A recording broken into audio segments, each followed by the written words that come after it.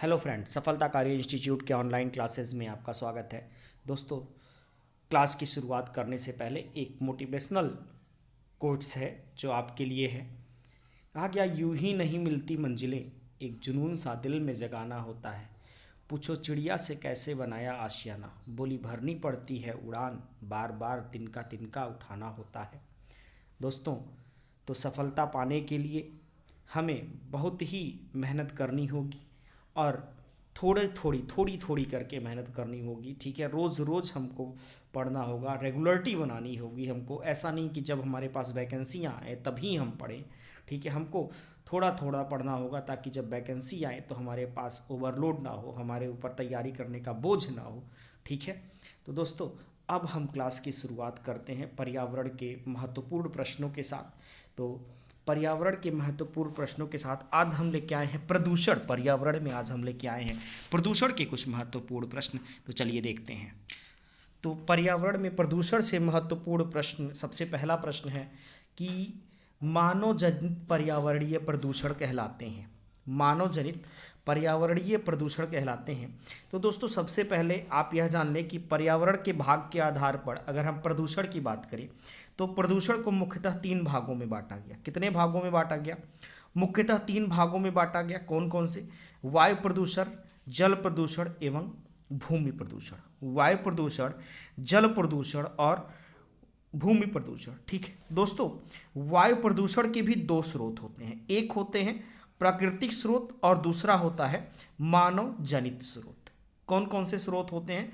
प्रदूषण के भी 2, वायु प्रदूषण के भी मुख्यतः 2 स्रोत होते हैं, प्राकृतिक स्रोत और मानव जनित स्रोत। यह वायु प्रदूषण के स्रोत है। तो दोस्तों पहले क्वेश्चन की अब हम चर्चा करते हैं, मानव जनित पर्यावरणीय प्रदूषण, अर्थात कि मानव जनित, ठीक, मनुष्यों द्वारा जो प्रदूषण फैलाया जाता है हम उसको क्या कहते हैं? तो ऑप्शन नंबर ए है परजैविक, ऑप्शन नंबर बी है प्रतिजैविक, ऑप्शन नंबर सी है ह्यूमेलिन और ऑप्शन नंबर डी है एंथ्रोपोजेनिक। तो इसमें आपका ऑप्शन नंबर डी सही हो जाएगा, एंथ्रोपोजेनिक। तो दोस्तों एंथ्रोपोजेनिक आखिर में कहा किसे जाता है? तो ध्यान दीजिए कि मानवीय क्रियाओं द्वारा पर्यावरण में डाले गए, मानवीय क्रियाओं द्वारा अर्थात मनुष्यों द्वारा पर्यावरण में डाले गए रासायनिक और जैविक कचरे, रासायनिक एवं जैविक कचरे को हम एंथ्रोपोजेनिक कहते हैं। क्या कहते हैं? एंथ्रोपोजेनिक प्रदूषक कहते हैं। ठीक है, तो दोस्तों एंथ्रोपोजेनिक अर्थ है क्या? क्योंकि इन प्रदूषणों का या तो अपघटन नहीं होता, इन प्रदूषकों का या तो अपघटन नहीं होता या प्रकृति के अपघटकों के द्वारा अपघटन अगर होता भी है तो बहुत धीरे धीरे होता है। ठीक, इन प्रदूषकों का क्या होता है? प्रकृति में अपघटन नहीं होता, और या फिर इन अपघटकों का अगर अपघटन होता भी है तो बहुत धीरे धीरे होता है। इसलिए इन्हें हम क्या कहते हैं? एंथ्रोपोजेनिक कहते हैं। अर्थात कि जो है जो प्रदूषण जो पर्यावरण, ठीक है, मनुष्यों द्वारा, ठीक है, मानवीय क्रियाओं द्वारा रासायनिक और जैविक कचरे जो पर्यावरण में नहीं अपघटित होते हैं वही एंथ्रोपोजेनिक है। ठीक दोस्तों, अगला क्वेश्चन कह रहा है जैव विघटित प्रदूषक है। जैव विघटित प्रदूषक है। ऑप्शन नंबर ए है पारा, बी है वाहित मल, सी है प्लास्टिक और डी है एस्बेस्टस। तो ऑप्शन नंबर ए है पारा, बी वाहित मल, सी प्लास्टिक, डी एस्बेस्टस। तो दोस्तों जैव विघटित प्रदूषक, तो इसमें वाहित मल क्या हो जाएगा? ऑप्शन नंबर आपका बी हो जाएगा, वाहित मल। तो जैव विघटित प्रदूषक क्या है इसमें? अब यहाँ ध्यान दीजिएगा कि ऐसे प्रदूषक जो सूक्ष्म जीव, जीवाणु आदि के द्वारा समय के साथ प्रकृति में सरल हानिरहित तत्वों में विघटित कर दिए जाते हैं, ठीक, वो जैव विघटित प्रदूषक कहलाते हैं। और जैव विघटित प्रदूषक कह लीजिए उनको, या फिर यह कह लीजिए कि जैव निम्नीकरणीय प्रदूषक। क्या कह लीजिए? जैव विघटित प्रदूषक कह लीजिए, या फिर ये कह लीजिए जैव निम्नीकरणीय प्रदूषक। ठीक है, अब इसमें आता क्या क्या है जैव विघटित प्रदूषक में? घरेलू अपशिष्ट कचरा, पशुओं के मलमूत्र, सीवेज, ठीक, या फिर वाहित मल को ले लीजिए, तो यही आते हैं। तो जैव विघटित प्रदूषक में क्या हो गया? सीवेज में आ गया, पशुओं के मलमूत्र आ गए और घर का कूड़ा आ गया। ठीक है, तो यही अब इन अपघटकों का पूरी तरह अपघटन प्रकृति द्वारा कर दिया जाता है, इसलिए यह जैव विघटित प्रदूषक कहलाते हैं। अगला क्वेश्चन कह रहा है निम्नलिखित में से कौन जैव अपघटनीय प्रदूषक है। ऑप्शन नंबर ए है सीवेज, बी है एस्बेस्टस, सी है प्लास्टिक और डी है पॉलीथीन। तो दोस्तों अभी हमने आपको बताया सीवेज, यह क्या है, अपघटनीय है। सीवेज विघटित कर दिया जाता है, ठीक है, सूक्ष्म जीवों और जीवाणुओं द्वारा, ठीक। तो यह क्या, ऑप्शन नंबर ए आपका इसमें सही हो जाएगा, सीवेज। जबकि पॉलीथीन, प्लास्टिक, एस्बेस्टस ये सब नहीं विघटित होते हैं, ठीक। कागज को भी ले लिया जाए अगर तो यह भी अपघटनीय प्रदूषक है, लकड़ी को अगर लिया जाए तो यह भी अपघटनीय प्रदूषक है, ठीक है दोस्तों। ये पारिस्थितिकी तंत्र के लिए उपयोगी हो सकते हैं, ठीक है। अगला क्वेश्चन कह रहा है निम्नलिखित में से कौन सा जैव निम्नीकरणीय है।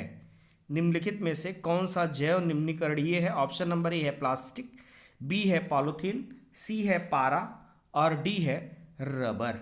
तो जैव निम्नीकरणीय हमने आपको बताया, अर्थात जो प्रकृति द्वारा विघटित प्रदूषक हैं, जो प्रकृति द्वारा विघटित कर दिए जाए, ठीक है, जिनका अपघटन हो जाए। तो क्या हो जाएगा इसमें, प्लास्टिक तो होगा नहीं, पॉलीथीन होगा नहीं, पारा अर्थात मरकरी भी नहीं होगा।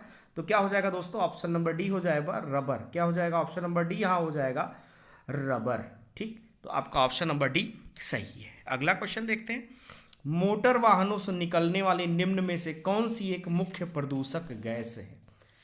मोटर वाहनों से निकलने वाली निम्न में से कौन सी एक मुख्य प्रदूषक गैस है। ऑप्शन नंबर ए है carbon dioxide, option number B है carbon monoxide, option number C है मार्स गैस और ऑप्शन नंबर डी है नाइट्रस ऑक्साइड। तो दोस्तों मोटर वाहनों से अगर हम निकलने वाली मुख्य गैस की बात करें तो वह हो जाएगा कार्बन मोनोऑक्साइड। क्या हो जाएगा, carbon monoxide. Option number B आपका सही हो जाएगा, कार्बन मोनोऑक्साइड। और कार्बन मोनोऑक्साइड एक प्रकार का प्राथमिक वायु प्रदूषक है, ध्यान दीजिएगा। कार्बन मोनोऑक्साइड अर्थात CO एक प्रकार का प्राथमिक वायु प्रदूषक है, ठीक है दोस्तों।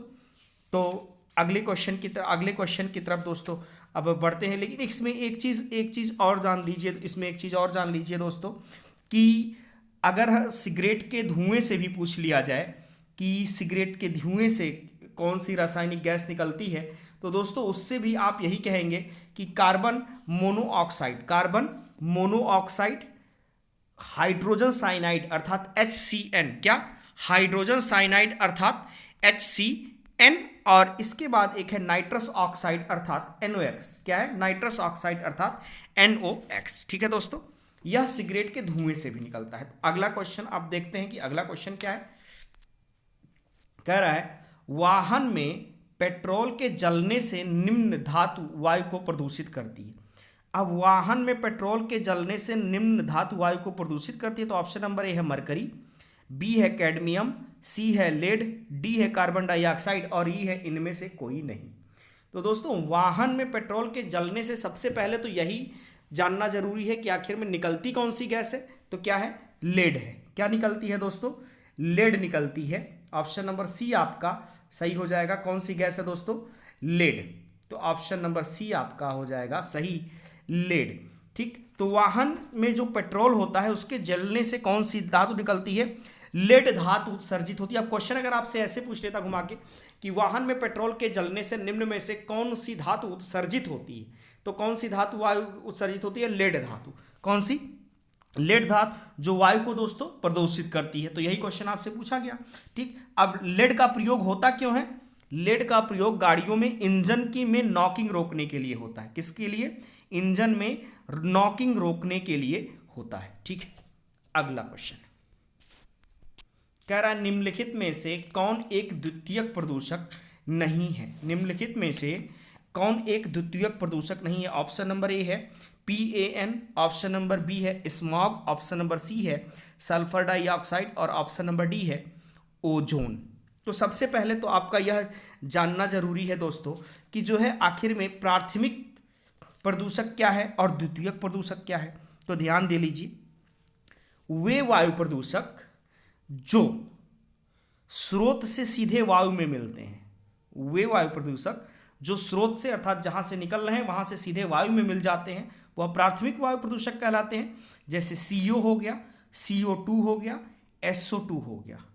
ठीक, तो दोस्तों ऐसे वायु प्रदूषक जो स्रोत से सीधे वायु में मिल जाते हैं वो प्राथमिक वायु प्रदूषक कहलाते हैं। ठीक है, और तो फिर द्वितीयक क्या कहलाते हैं दोस्तों? द्वितीयक वायु प्रदूषक के क्या कहलाते हैं? तो द्वितीयक वायु प्रदूषक वो हैं जो वातावरणीय पदार्थों के फलस्वरूप उत्पन्न होते हैं, जो प्राथमिक वायु प्रदूषकों तथा साधारण वातावरणीय पदार्थों की क्रिया के फलस्वरूप उत्पन्न होते हैं। अर्थात प्राथमिक वायु प्रदूषक, इसके बाद फिर साधारण वातावरणीय पदार्थों से क्रिया करके और उसके फलस्वरूप जो उत्पन्न होते हैं वे द्वितीयक वायु प्रदूषक होते हैं। तो उसमें क्या आता है? ओजोन। क्या आता है? ओजोन। फिर आता है पेरॉक्सी एसिटिल नाइट्रेट, पेरॉक्सी एसिटिल नाइट्रेट। फिर क्या आता है? स्मॉग। क्या आता है? स्मॉग। तो ध्यान दीजिएगा, ओजोन, पेरॉक्सी एसिटिल नाइट्रेट और स्मॉग, यह क्या है? द्वितीयक प्रदूषक है। क्या है दोस्तों? द्वितीयक प्रदूषक है। तो अब आपसे क्वेश्चन यही पूछा गया, निम्नलिखित में से कौन एक द्वितीयक प्रदूषक नहीं है? तो ऑप्शन नंबर आपका सल्फर डाइऑक्साइड हो जाएगा, या द्वितीयक प्रदूषक नहीं है। जबकि PAN, पेरॉक्सी एसिटिल नाइट्रेट, जिसको हम कहते हैं PAN, स्मॉग और D, ओजोन, यह तीनों के तीनों द्वितीयक प्रदूषक है। सल्फर डाइऑक्साइड नहीं है। तो ऑप्शन नंबर आपका C सही हो जाएगा। ठीक, अगला क्वेश्चन देखते हैं। कह रहा है कि धुआं में आंखों को प्रभावित करने वाला कौन सा शक्तिशाली उत्तेज्य होता है? जो धुआं निकलता है, तो धुआं में आंखों को प्रभावित करने वाला कौन सा शक्तिशाली उत्तेज्य पदार्थ होता है? तो ऑप्शन नंबर ए है ओजोन, बी है सल्फर डाइऑक्साइड, सी है कार्बन डाइऑक्साइड और डी है पेरॉक्सी एसिटिल नाइट्रेट।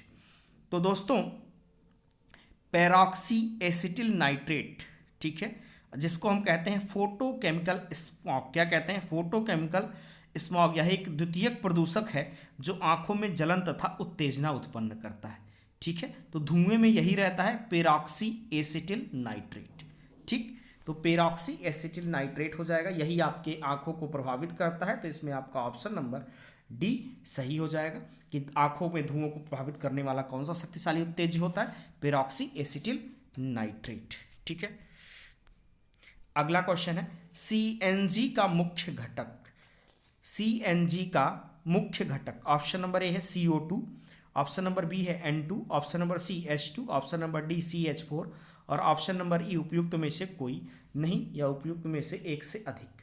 तो दोस्तों CNG का जो मुख्य घटक है उसको हम कहते हैं मीथेन। क्या कहते हैं? मीथेन। ठीक है, तो CH4, मीथेन का जो सूत्र होता है वह CH4 होता है। तो इसमें आपका ऑप्शन नंबर डी सही हो जाएगा, CH4। ठीक है, अगला और लास्ट क्वेश्चन दोस्तों कह रहा है निम्नलिखित वायु प्रदूषकों में से कौन रक्त धारा को दुष्प्रभावित कर मौत उत्पन्न कर सकता है? निम्नलिखित वायु प्रदूषकों में से कौन रक्त धारा को प्रदूषित कर मौत उत्पन्न कर सकता है? ऑप्शन नंबर ए एस्बेस्टॉस धूल, ऑप्शन नंबर बी कैडमियम, सी लेड और डी है कार्बन मोनोऑक्साइड। तो दोस्तों इसमें आपका ऑप्शन हो जाएगा option number D carbon monoxide. दोस्तों कार्बन मोनोऑक्साइड अर्थात CO यह एक मुख्य वायु प्रदूषक है। क्या है? यह एक मुख्य वायु प्रदूषक है और यह गैस रक्त में उपस्थित जो हीमोग्लोबिन होता है उससे जब जुड़ती है तो कार्बोक्सी हीमोग्लोबिन बनाती है। क्या बनाती है? कार्बोक्सी हीमोग्लोबिन, जिसके कारण रक्त के ऑक्सीजन की वहन करने की क्षमता क्या होती है? कम हो जाती है। लगभग 50% ऑक्सी हीमोग्लोबिन कार्बोक्सी हीमोग्लोबिन में बदल जाता है। लगभग कितने प्रतिशत? 50% हीमोग्लोबिन कार्बोक्सी हीमोग्लोबिन में बदल जाता है और जिससे इंसान की क्या होती है दोस्तों? मृत्यु हो जाती है। एक चीज़ और जानिए कि हीमोग्लोबिन अणुओं से ऑक्सीजन की तुलना में 240 गुना से 300 अधिक गुना तेजी से संयुक्त हो जाती है। ठीक, कौन सी? कार्बन मोनोऑक्साइड हीमोग्लोबिन अणुओं में ऑक्सीजन जितनी तेज नहीं मिलता है उससे भी 240 गुना से 300 गुना अधिक तेजी से यह आपके हीमोग्लोबिन में संयुक्त हो जाती है और जिससे इंसान की मृत्यु हो जाती है। ठीक, तो दोस्तों आज के लिए इतना ही। कल फिर हम पर्यावरण के कुछ महत्वपूर्ण प्रश्नों के साथ उपस्थित होंगे। तब तक के लिए धन्यवाद।